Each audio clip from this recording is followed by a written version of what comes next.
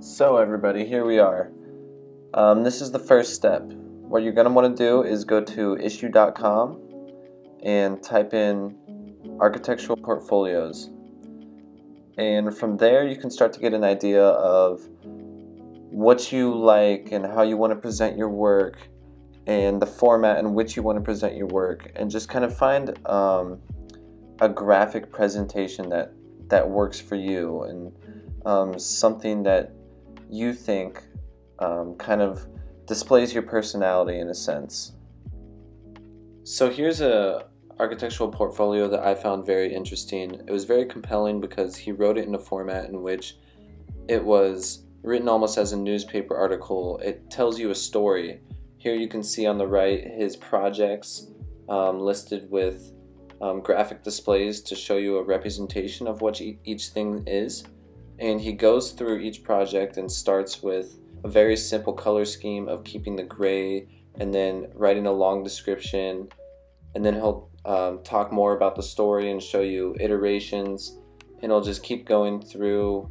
He'll bring random pictures that he has, some renders, just to highlight the storyline, to really give you a really good representation of what he's all about and what his work's all about and how he likes to present his work. And architectural firms will look at this, and first of all, it's set up very nice graphically.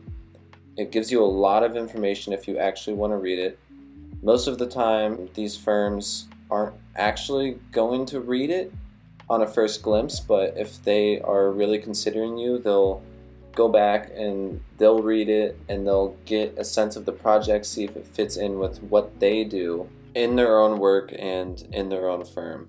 This is a project for my own personal portfolio, and what I'm trying to show you guys here is how I'm working from a narrative, showing my initial design sketch, all the way to my final conceptual design. And architectural firms really like how you're showing the process, you're not just showing some final renders and nothing about how you got there. So I'd really recommend putting in some process work and showing them part of that narrative of the story as well.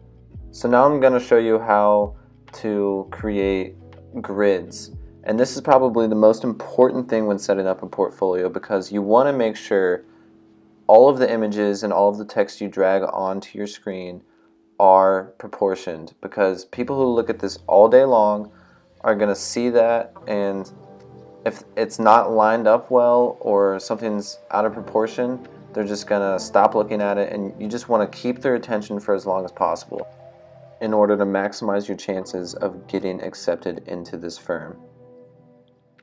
So at the end of the day, guys, just make sure you're staying consistent with your portfolio, making sure everything's aligned, all the color schemes are adding up, and just be yourself with this. Make sure it's really highlighting your personality. And if you have any questions, comments, or just want to talk to me, let me know down in the comments. Don't forget to like and subscribe, and I'll see you on the next one.